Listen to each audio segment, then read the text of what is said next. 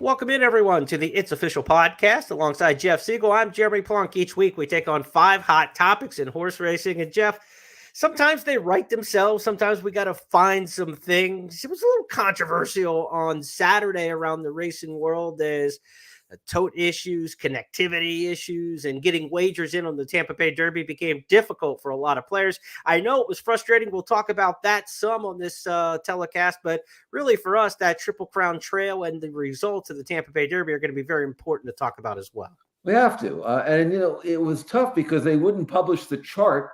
So unless you saw it, you really didn't know what happened. I mean, the charts were delayed because they didn't have the payoff. So rather than print a chart without the payoff, they just didn't print the chart. In fact, I didn't print the chart for like 2 days. I finally found it somewhere. Yeah, I've got it now. Yeah, I got it now. But I was disappointed in the way that because it was such a slowly run false race, Tampa Derby. But I thought the winner went okay. I mean, it wasn't a throwout. Sometimes you get these preps and hey, that's you're not going to figure these horses in any running. I think the winner might be okay. He's improving. We had good racing out here in Santa Anita, though, for sure. Saw a star in the making. Not only a maiden that looked great, but also a filly who might be certainly a Breeders' Cup type filly. And so, I mean, all around the country, we've got things to talk about. I'm very interested in how your Triple Crown rankings are this week. I want to see those and see how I view them. And we've got I don't like to spread rumors, but yeah, I really do. So we got one of them that we can talk about too. Well, I'll just give you a little tease. There's a change at the top this week for the first time in several weeks. So we will get to that in just a bit. We start things out on a positive note because there were some Queenish type performances by the ladies at Santa Anita over the past weekend.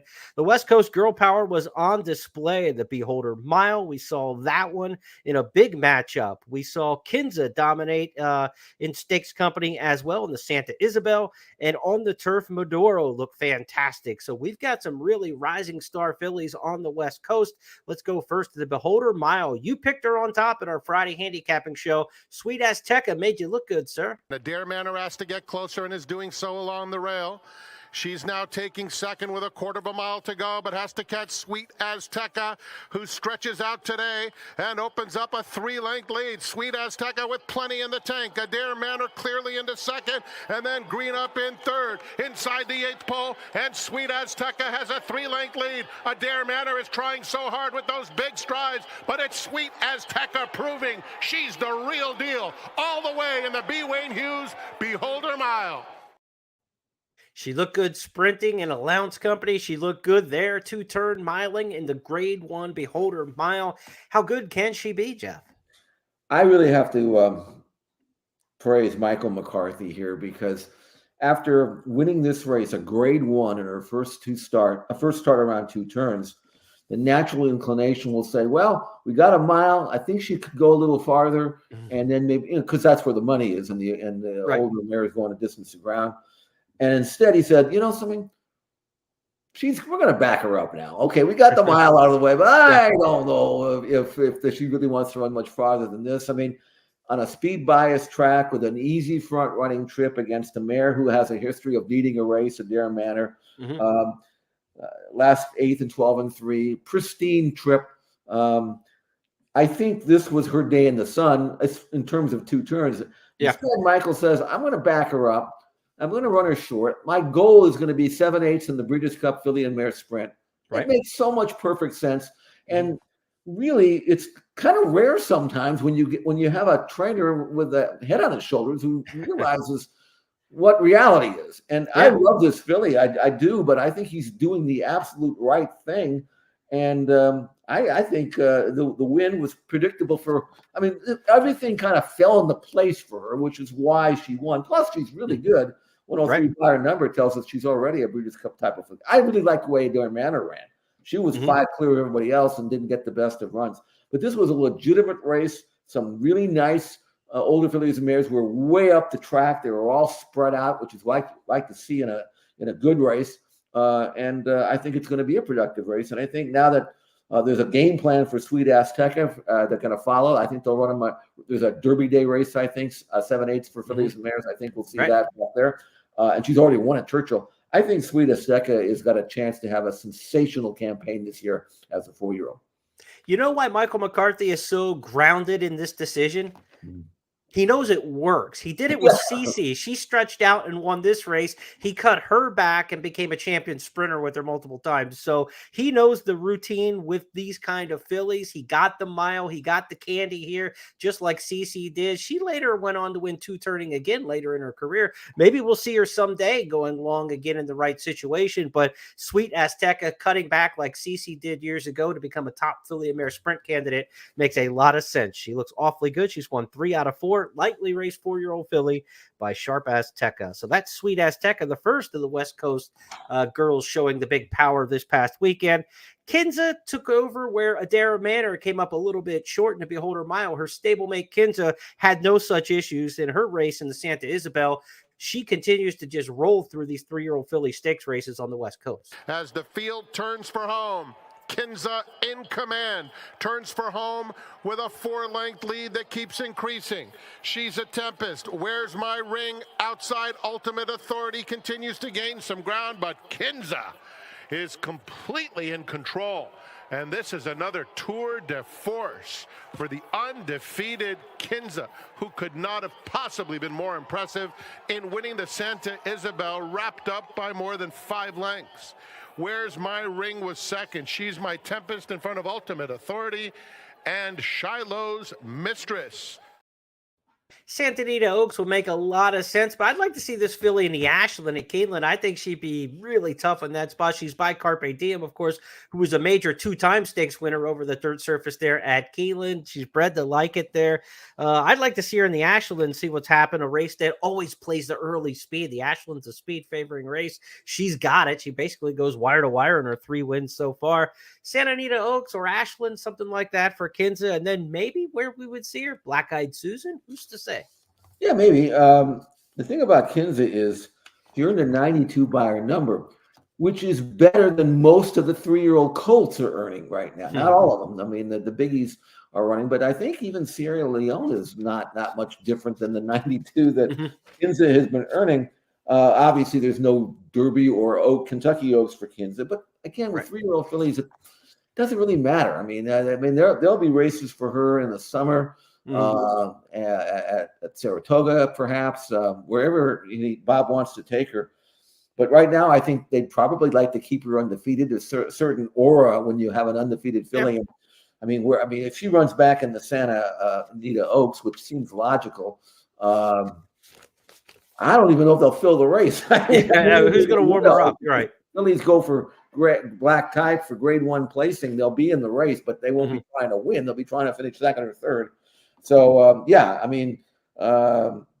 this is a very, very good filly, and she's taken heat. She looks like I don't think she's in the lead type. I just think that she's so much better that she just goes, because why bother taking her back? This was another grade 3 event. She figured to win. She was 50 cents on the dollar, never looked like a loser. And I would imagine that if she comes back in the Santa Anita Oaks, you'll see basically a replay, because I don't know who else is out there that would even bother to try her.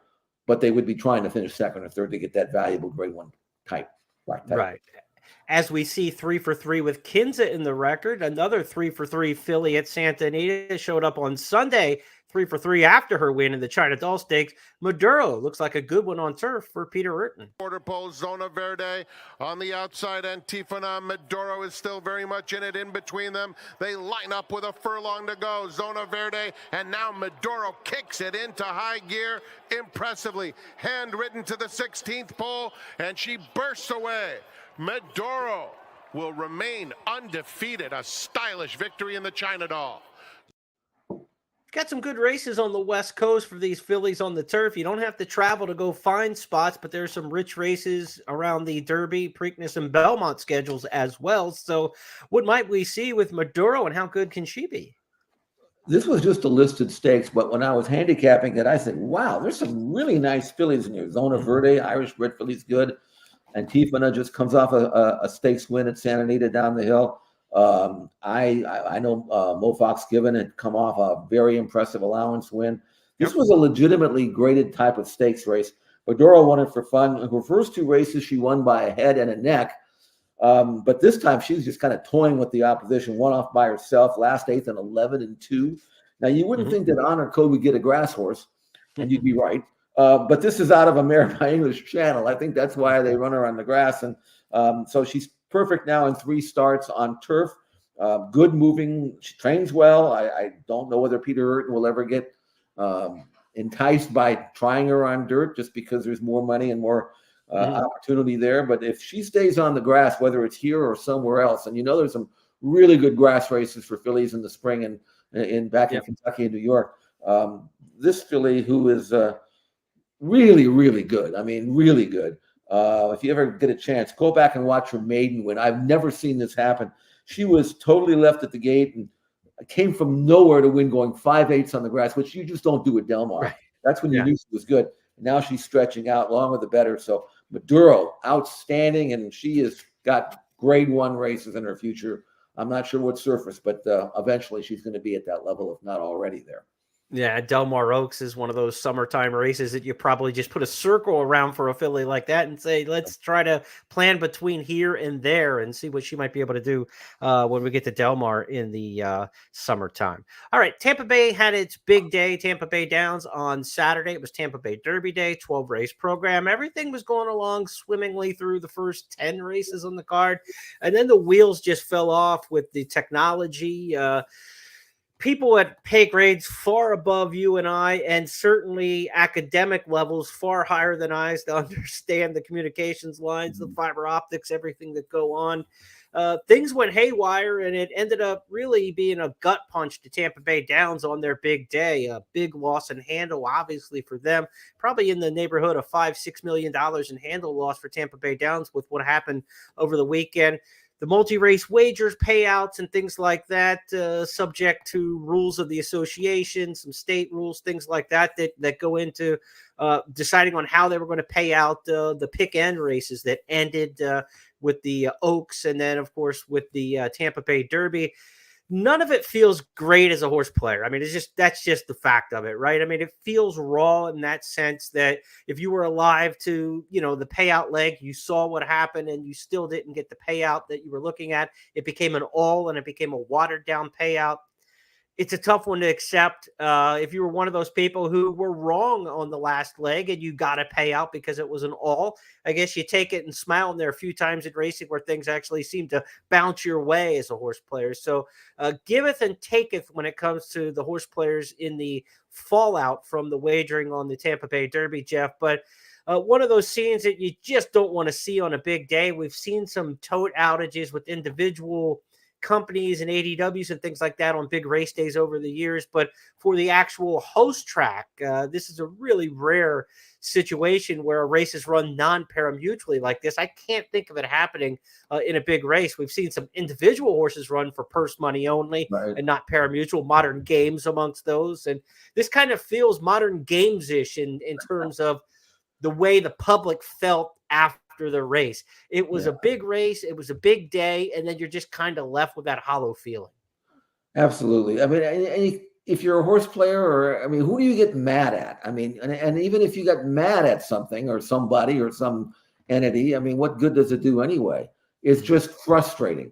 I mean, it's just, and it was obviously not preventable. If it was preventable, it wouldn't have happened, So the only thing that you can hope for is that it doesn't happen again because of something that the companies that are involved in here learn something that, hey, we can't do this, or we have to have a fail-safe situation where if this happens, we're covered. And and I know they had a backup system, but even that failed. So, I mean, it's just one of those, like you say, bad taste in your mouth, and you just have to live with it, bite the bullet, and hope that you're one of the lucky ones that it actually helped, not hurt, in terms of the way it was set up. We did have a very good race, though, the Bay Downs, the Derby, and I at least that part of it was good. Although a little frustrating because they went so slow. I'm not sure how much we can take out of this race, Jeremy. Well, we are going to talk about that after you see the replay. Jason Beam takes you through the glacial pace and the frantic finish. Not much pace on 51 seconds. They've really crawled here in the Tampa Bay Derby. Good Money leads them by the 3/8 pole. The lead's a half a length to No More Time, who just got given the cue and went right into the bit. No More Time right up alongside of Good Money. Grand Mo the first, pushed along from third. Domestic Product looms just in behind fourth, 2.5 off the lead as they come to the top of the stretch. Good Money and No More Time. These two into the lane. Domestic Product going to swing toward the 3 wide side. Grand Mo the first, right to his outside. Final furlong time now. No More Time pokes the nose in front. Good Money tries to counter. Domestic Product. Grand Mo the first still in with a chance. Flying is heartened up the rail. A wild finish here. A titanic tussle in Tampa. That's any one of 4 here. They drive the wire. No More Time or Domestic Product. It's between No More Time and Domestic Product. And it was Domestic Product getting the victory there by a nose. Look, I know the pace was really slow, right? I mean, this is like historically slow. 6 furlongs in 1:16.21. They came the final mile on the 16th, 1:45.47 for the final time. They ran the Challenger Stakes earlier in the card in 1:43.12. So, I mean, we're talking 2.5 seconds difference between the older stakes horses and these horses. But this was a turf race on dirt, Jeff. They just loped, and then finished. We don't look at turf races and say, well, this was a bad race because the pace was slow. It's just the way that they're run. You know, you don't look at the greats in Europe where they walk and then frantically finish home. The great horses find a way to get there. And I think with Domestic Product, he proved best in this bunch, despite the slow pace. He was of the top 4. He was the one who did the most running with some ground to make up at the top of the stretch and did so and got his nose down on the wire. So, I mean, would you like to see it run more traditionally to try to give you a sense of, you know, how these horses shake out against each other? Maybe, but really, if you're looking at a prep towards the Kentucky Derby, a mile on the 16th where you only had to run the last 3 furlongs, 2.5 furlongs, it's about as good a prep as you could ask for, actually, in the development of your horse if you're looking to keep moving forward like they are with Domestic Product. I thought he did things right here. Not only did he do things right, which was well put, but he took a lot of dirt in that race. He was bottled up behind horses to his left, horses to his right. If he wanted to move earlier, he couldn't have done it even if he wanted to. He was stuck. And so for him, the race was reduced to a 3/16 of a mile sprint. And I think if you're Chad Brown, you have to be happy that as slow as they went, he actually did produce a good turn of foot. He was not a one-pace grinder. He doesn't have an ounce of grass pedigree in his family, a practical joke out of a mare by Painter. But it's good to know that if he ever wants to run him there, he wouldn't be inconvenienced by whatever pace he might get. Now, though, I think Chad's probably thinking, okay, I like the race. I like the fact that he won. He looks like he'll run long. He switches off nicely. He'll give you a second move. But I got to run him again because I'm not really sure what I have here. And I'm not going to go 8 weeks anyway without running him. So he's going to come back in some race. It could be the Wood. It could be, I don't know, the Bluegrass, wherever it's going to be. And maybe at that time, we'll find out what he's made of. But I'm intrigued enough to keep him on a list of horses to watch. I think he's going to be okay because he showed grit, and I like to see that. Yeah. Look, he was second in the Holy Bull prior to this. That was an improved effort off of Dull Remsen. Then he improved. I thought this was a better race for him than what the Holy Bull was even.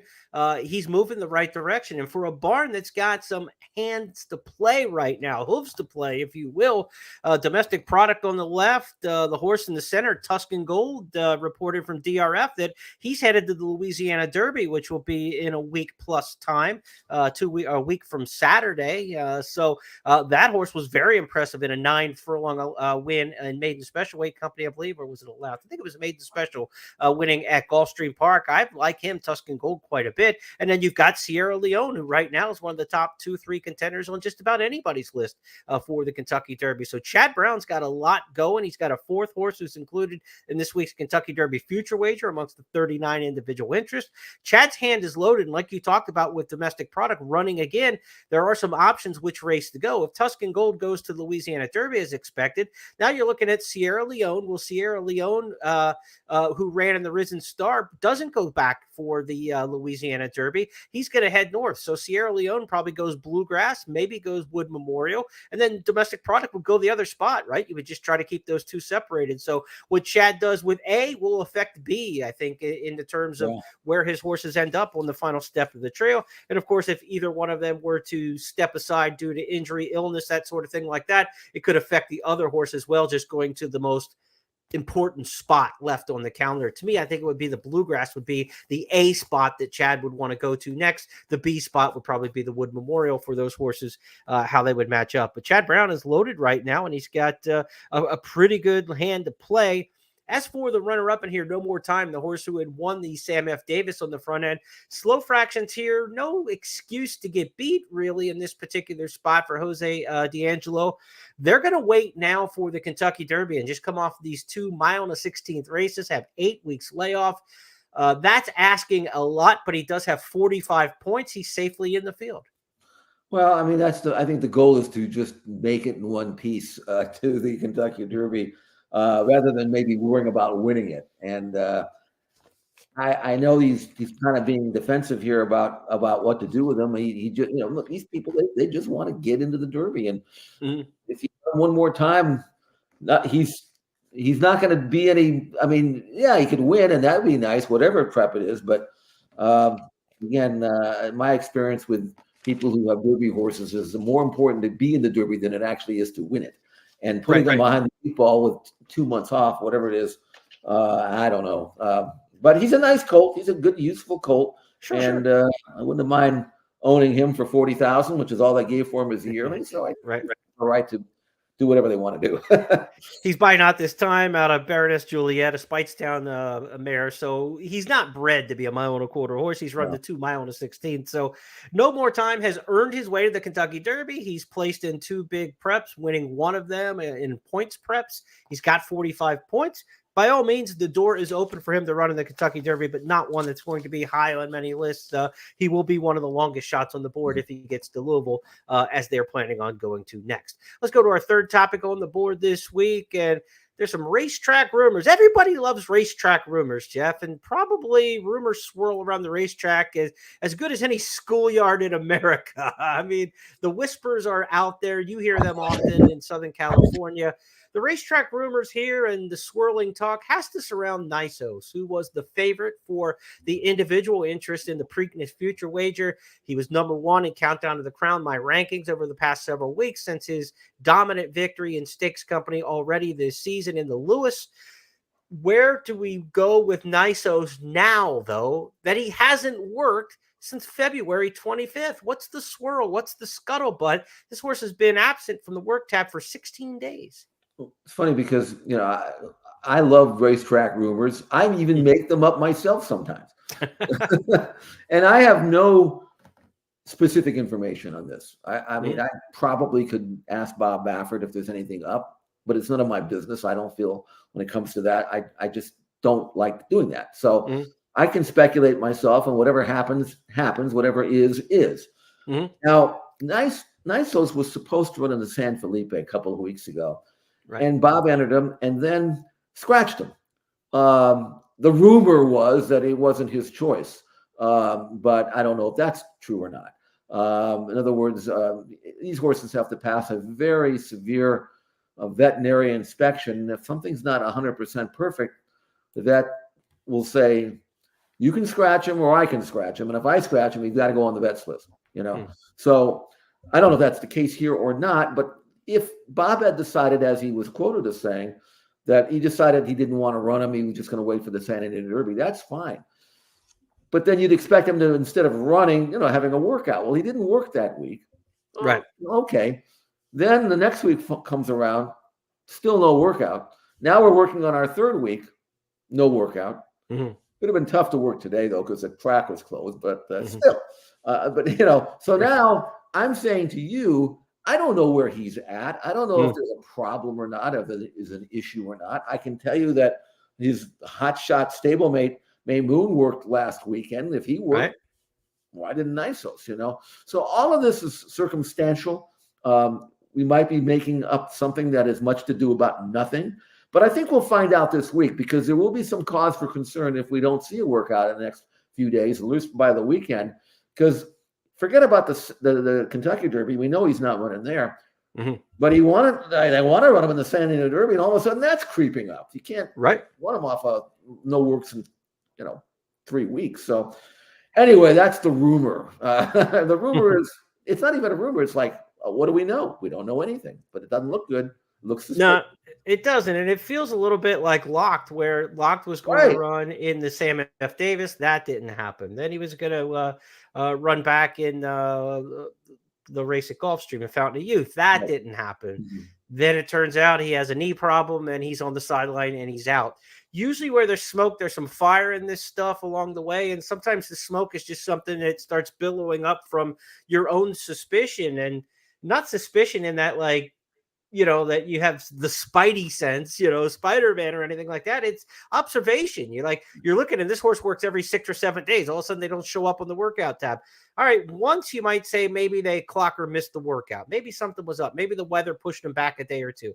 Now you start to miss the week, then the 2 weeks, and you're into the 3rd week. Now there's something going on, as your common sense will tell you, and that horse's own pattern of development will tell you that their pattern of development has changed. And when you observe that, you can put 2 and 2 together. So we are going to have our ear to the ground and see if anything comes up with NYSOS over, the next week or two, because as you said, Santa Anita Derby now just a couple weeks away, really, 3-4 weeks away. It's time. And, there's still time for a horse like that. Fortunately, because the situation with the Derby is he doesn't have to make the first Saturday of May, the 4th of May. He has to make the 18th of May with the Preakness Stakes if he's going to be a factor in there. But you certainly want to see NYSOS. And again, you say, well, he worked his other big horses, right? May Moon, who we're going to see in just a little bit. He also worked Muth, Coach Prime. Like, all of his big 3-year-olds were all out over the past couple of days working. And the biggest of the big NYSOS was not one of them. So we're going to see where the rumor mill swirls and billows with the horse who is the favorite for the Preakness Stakes and number 1 ranked by me in this 3-year-old crop coming into this week. But we're going to take a deeper dive into those rankings in just a moment. Let's go to our Triple Crown tracker next, and 2 topics on the Triple Crown tracker this week. Since there are no stakes races around the country for the 3-year-olds this week, we're going to look at some key workouts via XBTV and give you an updated look at my Countdown of the Crown top 20 list. First, Jeff, let's go to some workouts here. And trainer Joe Orsino was very high on Hades' work in South Florida at Gulfstream Park as the winner of the Holy Bull Stakes prepares for a date next in the Florida Derby. Well, this was a good work. I mean, we were kind of trying to figure out what kind of race he won, the Fountain of Youth, and it was good. But, we don't know, if that was the real fierceness who showed up or not. And obviously with Chad's horse coming back and winning kind of Frank the Form, I hadn't watched this horse train. I don't know what I was going to expect here, but he's a speed horse. They broke him off behind another horse. They're going to ask him to finish here. And he's going to finish ridden out, but boy, he comes home quick. I got him on my watch and like 23 and 2 for the final quarter. And the good news about that work was that he didn't pull. He was very relaxed behind that horse, didn't try to engage him early. And he put 10 lengths on that work made from the quarter pole home. I mean, that's a good work, Jeremy. And maybe this colt is, maybe we haven't given him enough credit. I guess we'll find out next time. But right now, I like what I'm seeing. The Florida bred who sprinted, then stretched out and did so with such success in the Holy Bull. Maybe one of the favorites for the Florida Derby, and we'll see him next. Santa Anita Derby, the favorite. Well, we thought it might be NYSOS, but maybe it's going to turn out to be May Moon, the horse that we look at for the Santa Anita Derby. You'd have to think maybe the Arkansas Derby as well on the agenda, or the Bluegrass Stakes for May Moon. The Bob Baffert trainee was working solo here recently on the 9th of March this past weekend. That's a difference from the previous week when he was working with Muth and making Muth look pedestrian. They let him out there solo this time and put Muth with Coach Prime instead. Yeah, and he still picked up company. It kind of worked out there, where if you're going to beat another horse badly, at least have it from somebody else's barn, not yours. Yeah, right. And this wasn't really a team drill or anything like that, but this colt saw the competition, went after him. Usually Bob will ask his horses out from the wide of the 7/8 pole, as he did here, just to make sure that the colt will finish up and not think the work's over hitting the wire.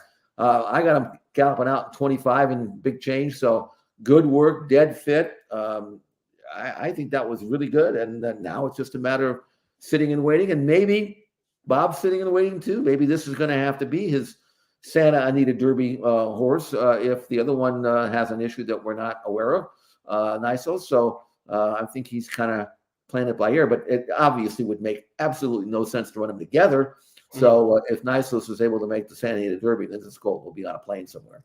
And then there's Imagination, right, who just came off the win in the San Felipe. And Imagination and May Moon were head and head in that a good allowance battle that they had 2 starts back for Imagination. So where they go with Imagination, maybe a Wood Memorial kind of horse or Bluegrass. We talked about some of these same races, Arkansas Derby. Somebody's going to be hitting the road probably for sure amongst that stable, trying to ready for either the Preakness or the Belmont. We're talking a lot with Preakness with Baffert because he's won it a record number of times and really aims for the Preakness. But with the Belmont Stakes, just 3 weeks after the Preakness, probably not a chance that a lot of the Baffert horses would consider running in both. So it's an either or situation because this year's Belmont at Saratoga, just a 1.25 miles, much more achievable for that Baffert speed than the 1.5 mile race that we're used to seeing at Big Sandy. And Saratoga is going to play faster than Belmont and the whole like. So, Baffert with 4 or 5 horses this time of year, they got to separate themselves from the Santa Anita Derby, but they might be separating themselves from the Preakness and the Belmont as well. He's still got a lot of options at this point. Yeah. Anyway, that colt's looking good, and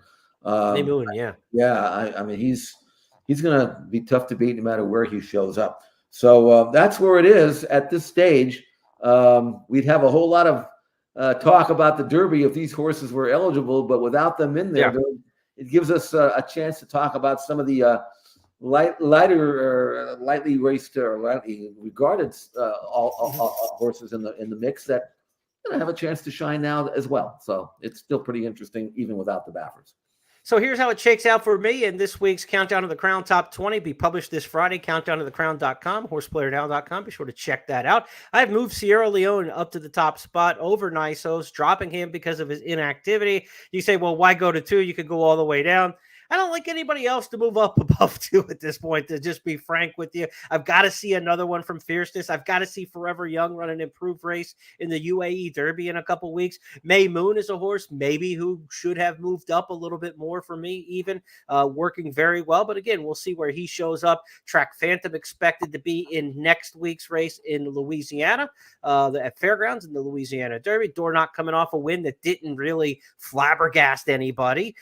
Timberlake's victory at Arkansas starting to look a little bit better, I think, as we go along. Rebel Catching Freedom's a horse. Maybe we'll see him back. Maybe Louisiana Derby on next Saturday for Brad Cox, maybe heading out of town. Muth, he's another one who might be dropping down. I don't like really necessarily the way he's trained so much over recent weeks, but we know he's got the resume and the talent. The back half of this, Jeff, are a lot of horses who look similarly talented, and they could all make a move by the time we get the first Saturday in May and become your Derby horse that you're kind of looking at. Hades moving up a little bit. Tuscan Gold, the Chad Brown we talked about, who's headed to the Louisiana Derby. I put Domestic Product in at 17, maybe underestimating him a little bit. Maybe he's a little better than that. Want to see another race out of him going farther than the 1 16th, because again, he's still a practical joke. How far he wants to go will be a question. And No More Time I brought into the top 20 because he has the points to be in the Kentucky Derby starting gate at this point, and we'll leave him in there towards the bottom of the rankings, but certainly not a horse I've got a lot of enthusiasm for when we get to Louisville. What do you say about the top 20? Well, the ones that are intriguing to me are the unproven but promising and very promising group on the right-hand side of your graphic, 11 through 20. I'm talking about Conquest Warrior, who has no points, but won an overnight winner the other day for fun and didn't even try. Tuscan Gold, I'm not sure how good he is, but he could be really good. Mystic Dan is fresh and now since that runaway win on an off track. I don't know if it was the off track that made him look good. I kind of suspected it might be that way, but until such a time that he goes back to dry land and doesn't run, I think he's really good, at least on an off track. And Deterministic, I mean, he's late to the party, but boy, was he! I mean, he won a race last year at Saratoga, got stopped on, took a chip out of his ankle, I think it was, and then comes back and really, I thought his race in the mud. Again, it's the mud, you don't know, but he showed some quality. I don't know, he's pretty good, and he's good. Yeah. All of those horses are going to get a chance to to show they belong, but they haven't quite gotten there yet. But they'll get their chance soon.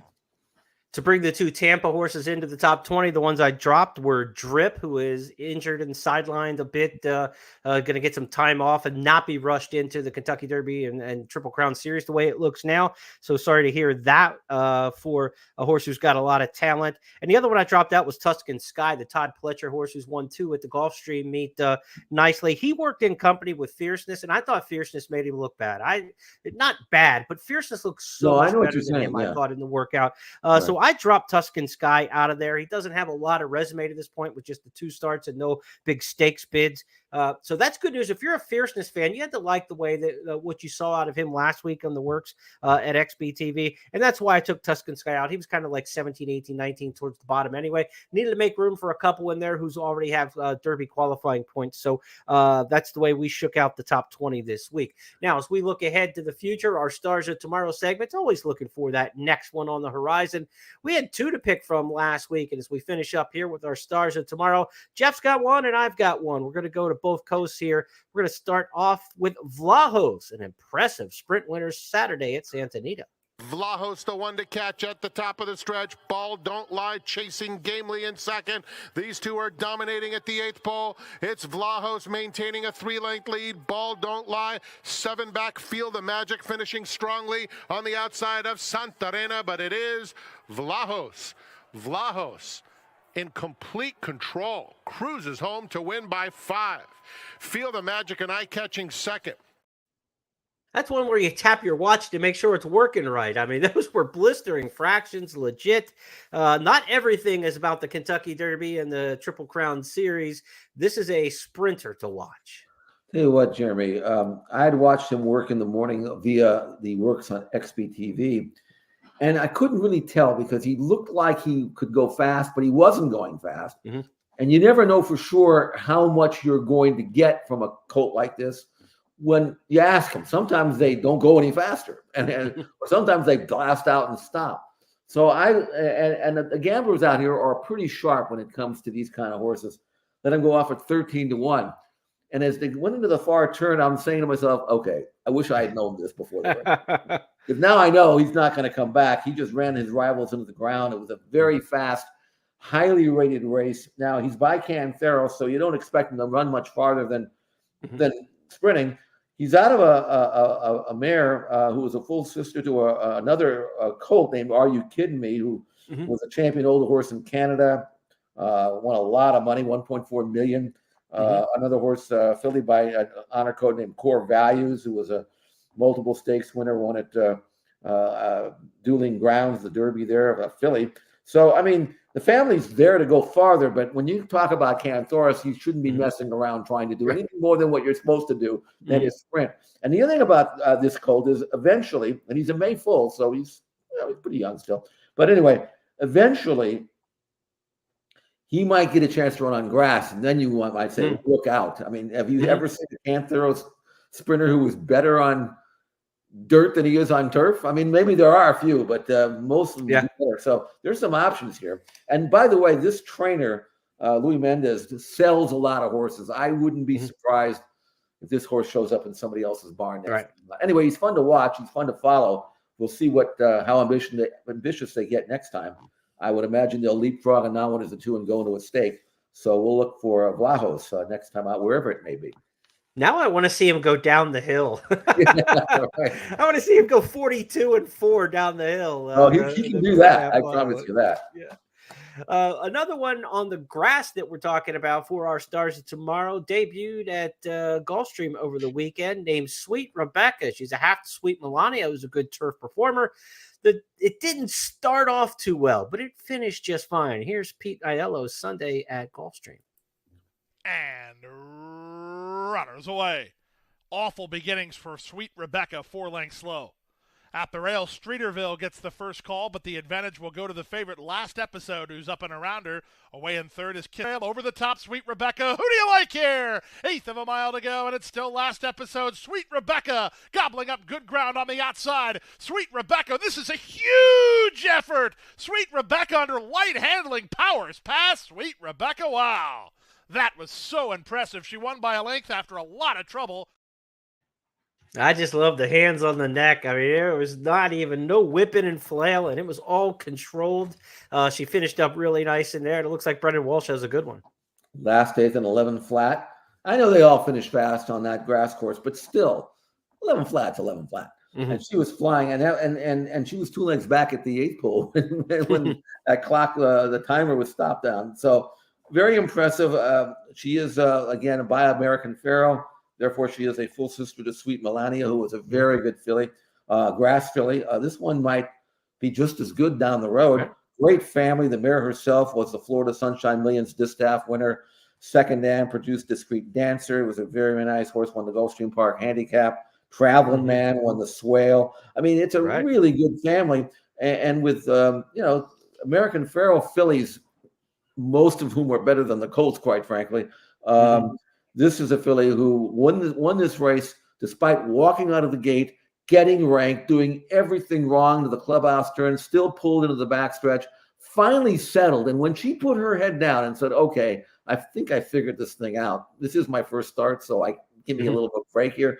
But I think when she figured it out, this was a mismatch. I mean, and I can imagine this filly coming out of this race, being more professional next time, coming out of the gate better, dropping her head, and being the push button filly apparently that she is, and really being a monster in the division. We saw one out here we talked about in California, who won a stakes race here last weekend. Well, Sweet Rebecca is of that level, I believe, herself, and it'd be kind of neat to see these grass fillies hook up somewhere down the road and find out who's the best one. Yeah, Madoro and Sweet Rebecca kind of bookending the show here. Our 5 topics are now official on the board because Jeff Siegel and I said so. The West Coast Girl Power was on display. The Beholder Mile with Sweet As Tekk stretching out. She's going to head like Cece back to the sprint ranks. Kinza could be headed towards the big 3-year-old filly races not named the Kentucky Oaks after another dominant victory in the Santa Isabel. Madoro, as we just mentioned, a impressive winner, now 3 for 3 of the China Doll Stakes. The fallout from Tampa Bay, things did not go right on the tote board for anybody involved. And on the racetrack, it was slow early, but impressive through the wire for Domestic Product, the winner for trainer Chad Brown, as he heads to one more final prep before the Kentucky Derby. Our racetrack rumors, we swirled them up a little bit, used a little common sense and a little pattern recognition, if you will. Where's NYSOS? We're going to find out in the next couple of weeks. Triple Crown Tracker took you to workouts from Hades for the Florida Derby in South Florida. And May Moon on the West Coast could be headed to any number of the big Triple Crown preps, Santa Anita, Oaklawn, maybe the Bluegrass at Keeneland. Next up, we took a look at his work for Bob Baffert at Santa Anita, and also the Triple Crown rankings, the new top 20, where Sierra Leone has displaced NYSOS atop the rankings this week. And our stars of tomorrow were Vlahos, the fast sprinter for Louis Mendez at Santa Anita, and Sweet Rebecca, the sharp rallying turf winner on the grass at Gulfstream Park. That wraps up our edition of It's Official this week. Jeff and I will be back on Friday to do some weekend handicapping. Really nothing in the Triple Crown ranks that we're going to look at on the First Call podcast this Friday, Jeff, but we've got some good stakes at Laurel, another big stakes day on the West Coast at Santa Anita with a handful of major stakes races. So plenty of action around the country. We're just not going to see the 3-year-olds in big display this week. Not this week, but still good racing. You mentioned a great card. I think there's 3 stakes at Laurel this weekend. They all look pretty competitive on Saturday. Santa Anita's got a couple of good stakes races as well. So we'll be handicapping those and others on Friday on our First Call podcast, and then look forward to some great racing and hopefully we can make some money. If you like the jumpers, we got the Cheltenham Festival going on as well, Tuesday through Friday, started today. You can bet those races with First Bet and Express Bet, the premier British jump meet going on this week. And we've got a 10% exacta bonus. So on your winning exactas, you get an extra 10% put back into your account when you play with First Bet and Express Bet. So don't bet Cheltenham without doing it with us on those 2 platforms, First Bet and Express Bet, for the 10% exacta bonus. Jeff and I will be back on Friday. Have a great week, everybody. We'll talk to you then.